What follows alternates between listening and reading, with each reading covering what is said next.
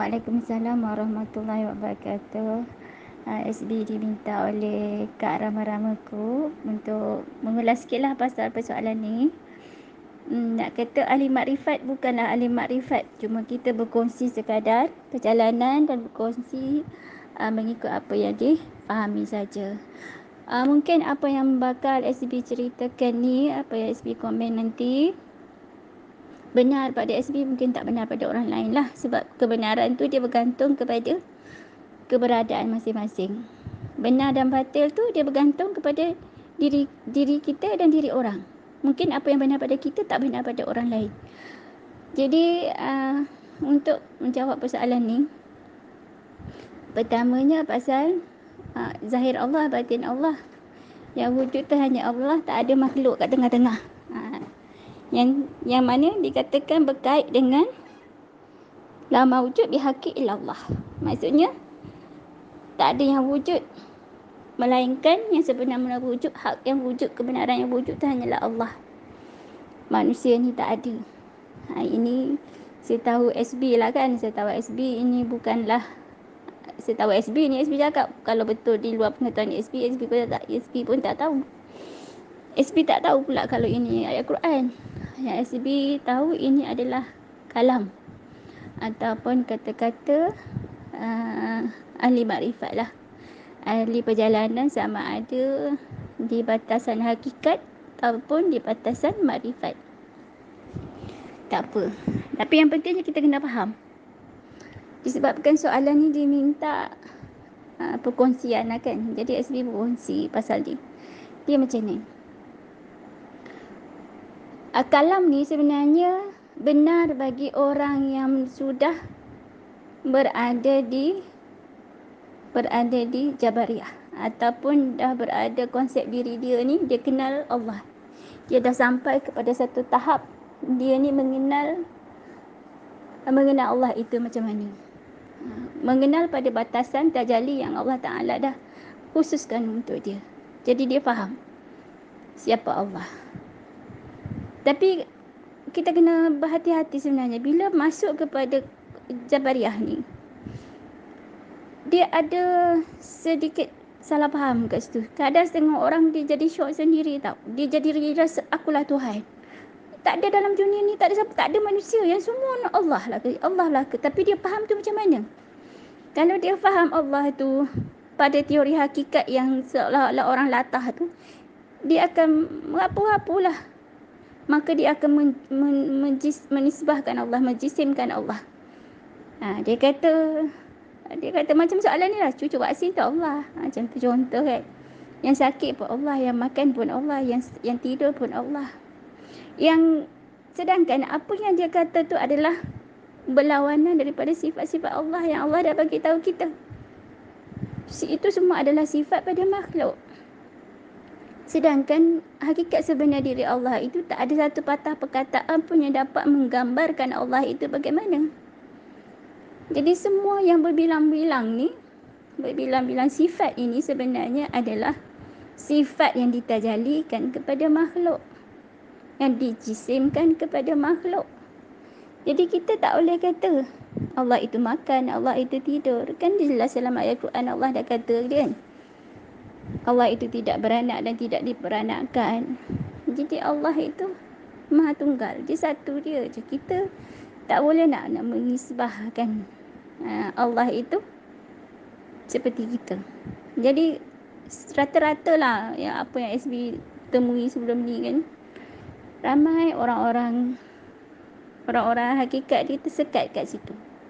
Dia tersekat dekat la mawujud bihaqi illallah. Dia faham pada batasan teori.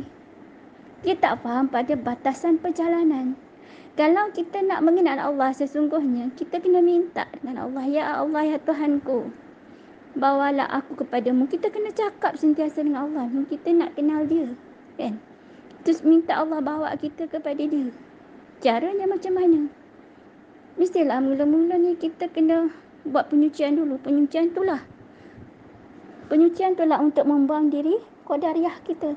Kita sekarang ni berada di dalam diri Qadariyah. Di Qadariyah maksudnya ada kuasa. Kita rasa ni kita berkuasa, kita rasa ni kita ni ada, kita ini sebenarnya berkehendak. Berkehendak itu kita nak buat apa pun untuk dengan daya kita. Macam tu. Jadi untuk kita nak pergi melalui perjalanan rohani ni, kita kena berubah daripada satu step ke satu step. Maksudnya kita kena hilangkan qadariyah kita dulu dengan cara kita bertaubat dulu. Buat solat taubat, banyakkan istighfar, banyakkan zikir, banyakkan merengek-rengek dekat Allah, mendekati Allah, baca Quran, lebihkan solat, puasa, semua kita buatlah. Sampai kita satu masa bila Allah Ta'ala tarik kita kepada dia, bila mana Allah Ta'ala bawa kita kepada pasrah dengan dunia. Bila kita pasrah dengan dunia ini, maka kita akan kecewa dengan dunia. Kita akan rasa kita ni tak ada daya. Bila sampai kepada diri yang la haula wala quwata illa billah ni, kita tak ada daya. Maksudnya masa situ baru kita nak buang qadariyah. Bila kita dah boleh buang qadariyah dalam diri kita ni, kita akan kata dalam diri kita sendiri automatik, aku tak mampu ya Allah, aku tak berdaya ya Allah. Lalu kita akan merayu-rayu ke Allah. Kita kata, ya Allah, pandulah aku, ya Allah, janganlah kau serahkan aku pada diriku walaupun sesaat. Masa situ kita masih lagi dalam diri yang wujud ni. Jadi diri yang kita masih ada diri lah macam tu. Jadi apabila Allah Ta'ala bawa kita lagi sampai kepada makam redha kan, masa tu kita dah masuk kepada Jabariyah, dah mula masuklah sikit-sikit kan, dah mula faham Allah itu berkehendak dengan kita macam mana. Masa tu kita dah faham betapa baiknya Allah. Sebelum ni kita tak faham. Bila kita faham betapa baiknya Allah dengan kita, Allah takdirkan kita sakit, Allah baik. Sebab Allah nak beri kita nak dekatkan diri kita lagi pada Allah. Sebab dengan sakit itulah kita makin mudah untuk ingat Allah. Jadi kita akan nampak semua percaturan Allah pada kita tu semua baik. Sampai kita syok sangat dekat Allah, kita rasa cinta sangat dekat Allah. Kenapa? Kita tak nampak dah cinta lain yang lebih besar melainkan cinta Allah. Masa itulah kita akan masuk kepada fanadillah. Masuk ke fanadillah tu, itulah kita berada dalam kemuncak Jabariyah. Kemuncak Jabariyah dekat sinilah orang fana. Kat sinilah akan keluarnya kalam-kalam la mawjud bihaqqi illallah. Kalam la mawjud bihaqqi illallah inilah perasaan satu kemuncak dalam perasaan dalam diri kita ni. Tak ada dalam dunia ni melainkan ada dirimu saja ya Allah. Sampai kita ni keseronok kita dengan Allah sampai macam tu. Sampai kita rasa dunia ni dah tawar bagi kita. Jadi orang yang mengalami perjalanan makrifat ini, dia akan rasa macam mana apa yang dikatakan sebenarnya dengan perkataan la mawjud bihaqqi illallah. Dia bukan pada batasan perkataan saja, bukan pada batasan teori, tapi dia pada rasa dia. Dalam perasaan dia tu dia boleh rasa. Perasaan yang bukan dibuat-buat, tapi benda tu boleh datang sendiri. Dia rasa macam mana Allah itu, macam mana Allah kasihkan dia, macam mana dia sangat rindu kepada Allah, sehingga sampailah kepada zuk rasa. Sebenarnya la mawjud bihaqqi illallah ni hanyalah satu batasan perjalanan rasa saja, dan ini tidak terhenti kat situ. Sebab la mawjud bihaqqi illallah adalah batasan rasa yang kita tempuh apabila kita berada di fana billah, di kemuncak fana kita terhadap Allah itu. Masa itulah sebenarnya kita rasa seolah dalam dunia ni tak ada siapa-siapa melainkan Allah. Kadang-kadang kita rasa macam kita ni pun tak wujud. Dia rasa macam tu. Jadi rasa tu buatkan kita jadi macam terpinga, macam terhenti. Masa seolah terhenti, kita rasa macam kosong macam tu. Jadi sebenarnya perasaan fana tu sendiri yang menyebabkan kita boleh rasa la mawjud bihaqqi illallah tu. Tapi bukan pada perkataan, tapi pada rasa tu. Jadi pada masa fana ni lah kita kena faham bahawasanya itu hanyalah satu rasa, satu sentuhan Allah, dan perjalanan hidup kita tak akan berhenti kat situ. Ada lagi yang ke depan yang kita kena tahu, bahawasanya ada lagi rahsia-rahsia dia. Tapi kalau kita berjalan, kita boleh tahu sendiri sebab benda tu memang Allah Ta'ala bagi dekat kita. Ah, walaupun kadang melalui lidah guru kita dah bagi tahu tapi kita tak faham sebab kita tak rasa. Dia faham ni, kita boleh faham sebenar-benar faham hanya apabila kita merasai sendiri perjalanan tu. Ya, macam bila kita dah rasa macam apa itu la mawjud bihaqi illa Allah. Masa tu kita akan tahu bahawasanya benar dan batil itu tidak bersentuh. Walaupun benar itu daripada Allah, batil juga daripada Allah. Tapi Allah ni dia bersifat maha benar. Jadi walaupun Allah menciptakan, membenarkan menjadikan keburukan, tapi Allah juga menjadikan kebaikan. Jadi pilihan tu atas kita.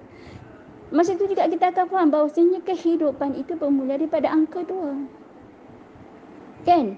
Sebenarnya kita tahu bahawasanya la mawjud bihaqi illa Allah. Allah je dalam dunia ni, tapi pada batasan teori. Apabila kita menjalani sendiri, kita boleh rasa. Jadi kita boleh rasa macam mana perkataan apa yang dimaksudkan dengan la mawjud bihaqi illa Allah tu, maka kita akan teruskan perjalanan kita. So pada masa itulah kita akan faham bahawasanya akan ada wujud hakiki, akan ada wujud majazi. Sebab kehidupan tu sendiri, Allah semasa Allah duduk sendiri dulu, sebelum Allah ciptakan apa-apa sekalipun, Allah tu memang dah ada. Jadi dia ciptakan kehidupan. Kehidupan tu daripada perkataan hidup, iaitu daripada tajalli hayat Allah. Daripada tajalli sifat hayat, sifat hidup tu, sifat maha hidup tu, maka kita manusia dan semua makhluk ni dihidupkan, diadakan, ditajalikan. Jadi kita ni adalah barang tajalli, barang yang diadakan, barang yang dihidupkan, barang yang dibuat. Macam kita lah kan. Kita ni manusia, kita buat baju sebab kita memerlukan baju untuk kita pakai. Kita masak, kita memerlukan makanan untuk kita makan. Tapi Allah Subhanahu Wa Taala, wa na'udzubillah min zalik, suci daripada sifat-sifat yang demikian. Jadi Allah Taala ni, kalau dia tak buat kita pun memang dia dah ada. Tapi Allah Taala ni dia membuatkan kehidupan ni sebab apa? Kalau ahli makrifat tu dia kata sebab Allah nak dikenali, macam tu. Jadi kalau kita nak pegang macam tu, peganglah, tak ada masalah. Ya, jadi kita kena faham bahawasanya apabila kita pergi ke atas, bila kita melepasi la mawjud bihaqi illa Allah, maka kita akan ambil semula ada 2 wujud, iaitu wujud hakiki dan wujud majazi. Wujud hakiki itu Allah lah. Wujud majazi ni wujud kita lah, wujud yang diwujudkan macam tu. Maka masuklah kita kepada fahaman ahli sunnah wal jamaah. Maksudnya kita faham dunia ni kita dah melepasi tahap qadariyah di awalnya, kemudian kita masuk kepada jabariyah di pertengahannya, kemudian kita di perakhiran ni kita masuk semula kepada ahli sunnah wal jamaah, fahaman yang sederhana, tidak ke atas, tidak ke bawah, kita berada di tengah-tengah. Maksud kita ambil semula fahaman adanya wujud hakiki, adanya wujud majazi. Jadi kita jalanilah pengakhiran kehidupan kita ni di akhiruddin syariatullah, yang dikatakan akhir agama adalah berada dalam syariat. Maksudnya kena faham kat sini, awaludi ma'rifatullah, awal agama mengenal Allah. Mengenal Allah tu dengan cara kita membuang keakuan diri kita, buang qadariyah tu, masuk kepada jabariyah, maka kita kenallah Allah. Bila kita kenal diri kita ni maha lemah segala-galanya, tak ada daya upaya, maka kita akan kenallah diri Allah yang maha segala. Allah ni semua Allah yang punya. Kuasa-kuasa semua Allah yang punya. Kita cuma meminjam saja. Dan sifat pinjam ni, bila pinjam maksudnya kita mesti pulangkan balik. Jadi kat sinilah apabila kita sampai kepada jabariyah tu, kita dah faham. Bila kita faham ni, kita kena masuk kepada akhiruddin syariatullah, masuk dalam agama ni, beramal dengan agama ni dalam erti kenal. Jadinya bila kita bersyariat, selama ni kita dengan jiran okey je kan. Kita rasa bila kita bagi makanan dekat jiran, kita rasa oh agak aku bagi, aku ni baik. Tapi bila kita dah kenal bahawasanya kita ni tak ada siapa apa-apa, kita pun pinjam daripada Allah. Wa imah nak melangkah, wa imah nak berkelip mata pun Allah bagi pinjam. Usahakan nak bagi sepiring kuih dekat jiran, kita memang tak ada daya. Jadi bila kita bagi tu dekat Allah dengan perasaan, ya Allah ini daripadamu ya Allah, untuk jiranku ya Allah, rahmatilah dia ya Allah, dia perasaan kita ni dia akan jadi lebih lunak. dia akan jadi lebih lembut. Kita akan jadi lebih tawaduk. Allah akan lebih suka dengan kita. Sebab tu kita kena mengenal Allah. Sebab apa? Sebab bila kita mengenal Allah, kita akan kenal juga diri kita ni yang tak ada daya. Automatik peringatan tu datang. Contoh kita nak bagi kuih dekat jiran tadi.